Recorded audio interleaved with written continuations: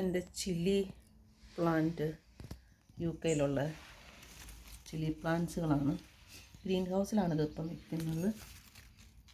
ഇഷ്ടംപോലെ കായുണ്ട്.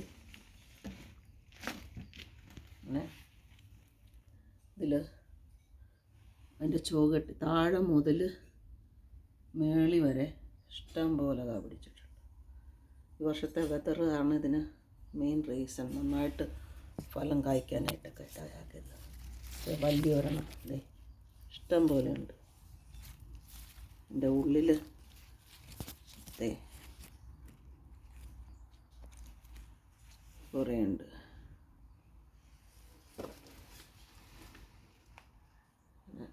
എല്ലാ പ്ലാന്റിലും ആവശ്യത്തിലേറെ കാ പിടിച്ചപ്പോണ്ട്. ഇച്ചിരിയും കൂടെ മച്ചുറാകാനുണ്ടെന്ന് തോന്നുന്നു. അത് ഹാർവെസ്റ്റ് ചെയ്തിട്ടില്ല.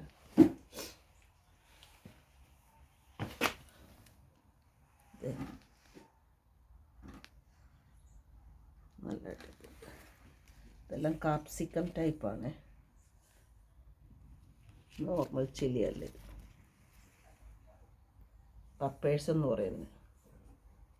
പെപ്പേഴ്സ് വലുത് മുഴുത്തത് പഴുക്കും. ഇനി ഇത് അടുത്ത പ്ലാന്റ്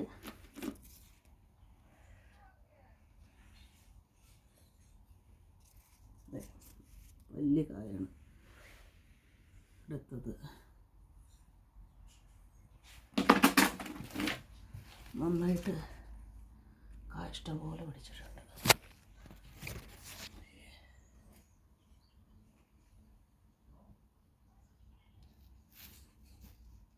നട്ടിരിപ്പുണ്ട്. അത്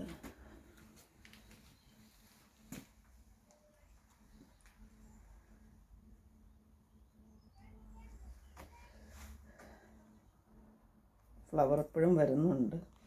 ഇനി ഇതിൽ സേവ് ചെയ്ത് ഗ്രീൻ ഹൗസിൽ നിൽക്കുകയാണെങ്കിൽ അടുത്ത വർഷത്തേക്ക് നമുക്ക് ഈ പ്ലാന്റ് ഉണ്ടാകുമെന്ന് കരുതാം.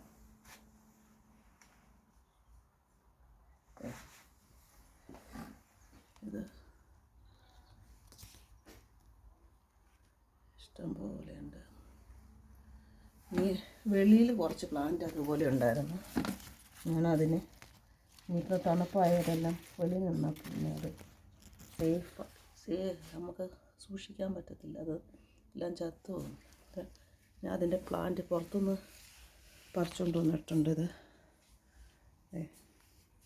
അതിന് ഞാൻ ഈ റോയിൽ ഇനി പ്ലാൻ ചെയ്യാമെന്ന് വെച്ചു. ഇത് നമ്മുടെ നാട്ടിലെ ചില്ലി പ്ലാന്റാണ്. നന്നായിട്ടിരിക്കുന്നുണ്ടല്ലോ. ഓക്കെ, ഇതെല്ലാം ഞാൻ ഈ റോയിൽ പ്ലാൻ ചെയ്തിട്ട് ഓരോന്ന് കുഴിച്ച് വെക്കാമെന്ന് വിചാരിച്ചു. ഇവിടെ കുഴിയെടുത്തു. ഞാൻ വേറെ പ്രത്യേകിച്ച് വളമൊന്നും ഇടുന്നില്ല. ഇനി ഇട്ടിട്ട് കാര്യമില്ലല്ലോ. ജസ്റ്റ് ഇതിനെ സേവ് ചെയ്യുക എന്നുള്ളതേ ഉള്ളൂ. ഇതിനെ കുറച്ച് മണ്ണും കൂടി ഇട്ട് നമുക്കതിനെ ഫിക്സ് ചെയ്യാം. തണുപ്പടിക്കാതിരിക്കും. അന്നേരം ഇതിവിടെ നന്നായിട്ട് വളരും. ഓക്കെ, ഈ നിൽക്കുന്ന ചില്ലി പ്ലാന്റുകളാണ്. കുറച്ച് ഉണ്ട്. അതിനെ നമ്മൾ ആ ഗ്രീൻ ഹൗസിലോട്ടാക്കാൻ ഞാൻ ശ്രമിക്കുന്നു. എല്ലാം ഇതിനെ ഗ്രീൻ ഹൗസിലോട്ടാക്കണം. അല്ലെങ്കിൽ ഇത് മൊത്തം ഡൈ ആയിപ്പോവും. അടുത്ത വർഷത്തേക്ക് സേവ് ചെയ്യാൻ വേണ്ടിയാണ്. ഈ ഫോർക്ക് കൊണ്ട് നമുക്കതിനെ ലൂസാക്കിയിട്ട് ഇവിടുന്ന് മാറ്റാം.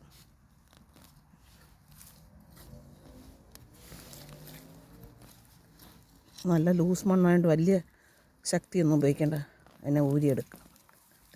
അതിൻ്റെ മൂടോട് കെട്ടി അതിനെ കൊണ്ടുപോയി നമുക്ക് അവിടെ ഇങ്ങനെ 10-12 പ്ലാന്റ് ഉണ്ട്. ഇതിനെ അവിടെ കൊണ്ടുപോയി പ്ലാന്റ് ചെയ്യാം. പറിച്ചു കൊണ്ടുവന്ന പ്ലാന്റാണിത്. അതിന് ഈ ലൈനിൽ ഈ റോയിൽ ഞാൻ പ്ലാന്റ് ചെയ്യാൻ പോകുന്നതാണ്. ഇതിനെല്ലാം പ്ലാന്റ് ചെയ്യും.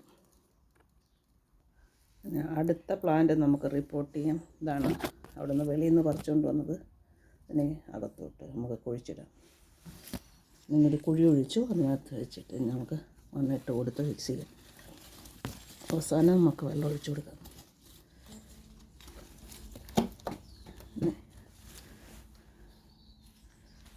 അതിനെ നമ്മൾ പ്ലാന്റ് ചെയ്തു.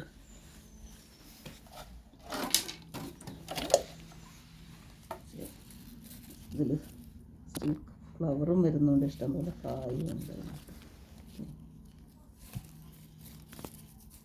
വലിയ കാകളുണ്ട്. ഓക്കെ, അതുപോലെ തന്നെ ഈ ഇരിക്കുന്ന ഇനിയും വെളിയിൽ നിന്നും പറിച്ച് ഇവിടെ പ്ലാന്റ് ചെയ്യും.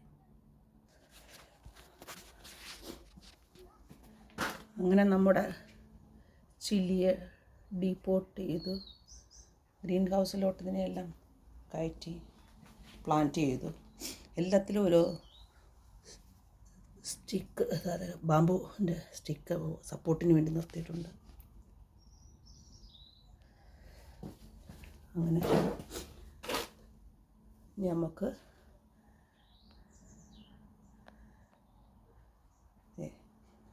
എല്ലാവരും ഹാപ്പിയായിട്ട് നിൽപ്പുണ്ട്. ഇനി നമുക്ക് അവർക്ക് ഇച്ചിരി വെള്ളവും കൂടി ഒഴിച്ചു കൊടുക്കാം. അങ്ങനെ വിൻ്ററിൽ എങ്ങനെയാണ് റെസ്ക്യൂ ചെയ്യുന്നത്, വെളിയിൽ നിൽക്കുന്ന ചില്ലി അകത്ത് എങ്ങനെയാണ് റെസ്ക്യൂ ചെയ്ത് സേവ് ചെയ്യുന്നതെന്ന് എല്ലാവർക്കും മനസ്സിലായി കാണുമല്ലോ. ഇച്ചിരി വെള്ളവും കൂടി ഒഴിച്ചു കൊടുക്കാം, അല്ലെങ്കിൽ അതിന് ഒക്കെ വാച്ച് ചെയ്തതിന് എല്ലാവർക്കും thank you for watching. Have A nice time. Enjoy with the chili plant.